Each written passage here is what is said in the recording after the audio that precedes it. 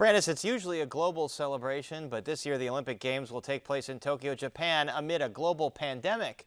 News today that the Japanese government is considering banning all spectators from the Games and declaring a state of emergency in Tokyo to contain rising COVID-19 cases.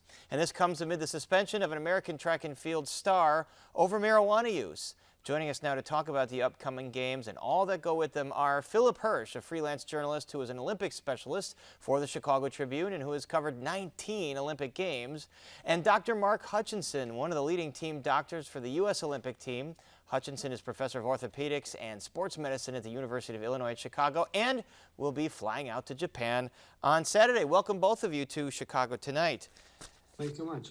Philip Hirsch, starting with you, Japan was going to allow 10,000 spectators for each event in the opening ceremonies, at least up to that amount. Now, with an expected announcement of a state of emergency, they're considering banning all spectators. At this point, do you believe the Games should even go on?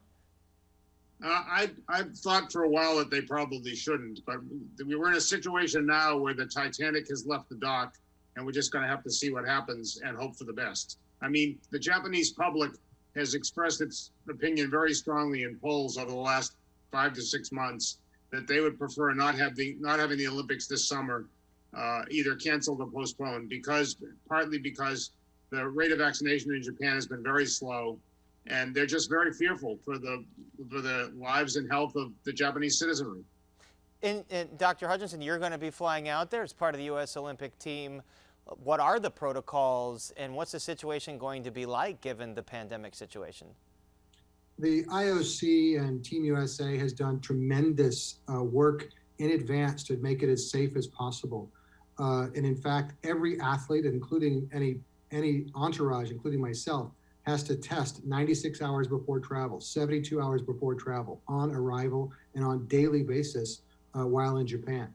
All athletes and coaches and everyone will be in a very restricted bubble with very restricted travel. They will not be interacting with the Japanese people as many Olympic Games have. And so it's very well designed to be as safe as possible Olympic Games. And Philip Hirsch, you said that the Titanic, in your words, has already left the port, so these Games are going to go ahead. What do you expect the competition to look like? Well, it's going to be very strange, needless to say, if there are no spectators. I mean, it was going to be strange with some spectators because the Japanese public has been told to clap politely, but no cheering or yelling or whatever. So in some ways, this will be a very joyless Olympics. It's an Olympics that clearly is going to continue on for 4.5 billion reasons, which is the $4.5 billion in broadcast revenue the IOC is going to get from Tokyo. So a lot of money is at stake here. Dr. Hutchinson, what's the vaccination situation for American athletes, and if you know, for athletes from other countries? Because again, what Japan is concerned about is bringing thousands and thousands of people from other countries that might have higher exposure to COVID-19, thus impacting that country's rate.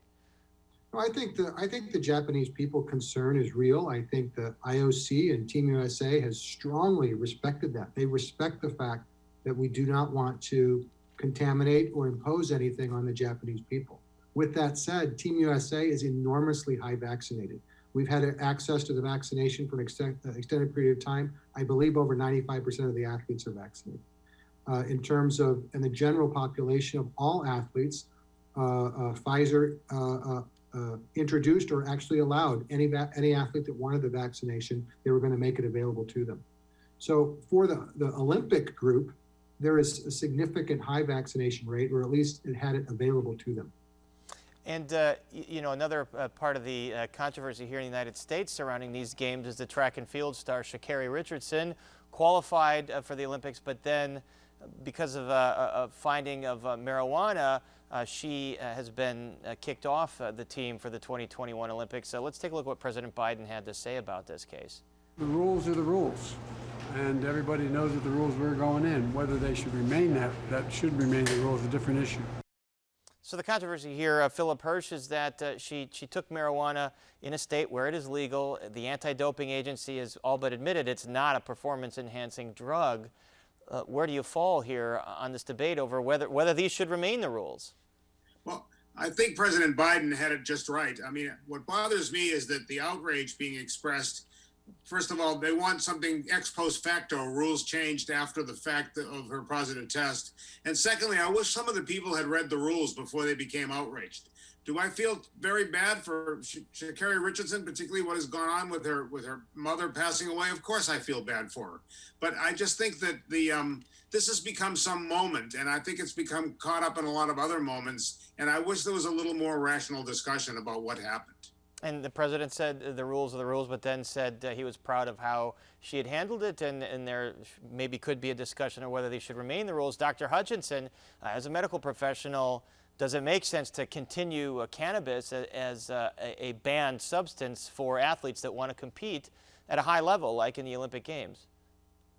I think it's a great question, and WADA, the World Anti-Drug Association, their main mission is playing safely and playing with nobody getting an added benefit. So it's a fair play foundation. Every athlete knows it, and every athlete knows they're not supposed to put into their body any material that might be tested or considered performance enhancing. So the athletes know that in advance, but by the same token, I think WADA and those organizations carry a responsibility to say what items are safe should be allowed. Things like Tylenol or other basic medications are perfectly legal and allowed. So there are some that are allowed because they're not performance enhancing, and some that aren't. But everyone knew in advance that marijuana at the Olympic level was illegal. And she acknowledged that too, that she had known that. Well, there's a lot to unpack here, and the Olympics get underway at the end of this month, so we will keep following it. But for now, our thanks to Philip Hirsch and Dr. Mark Hutchinson. Thanks so much. Thank you very much. Thanks so much.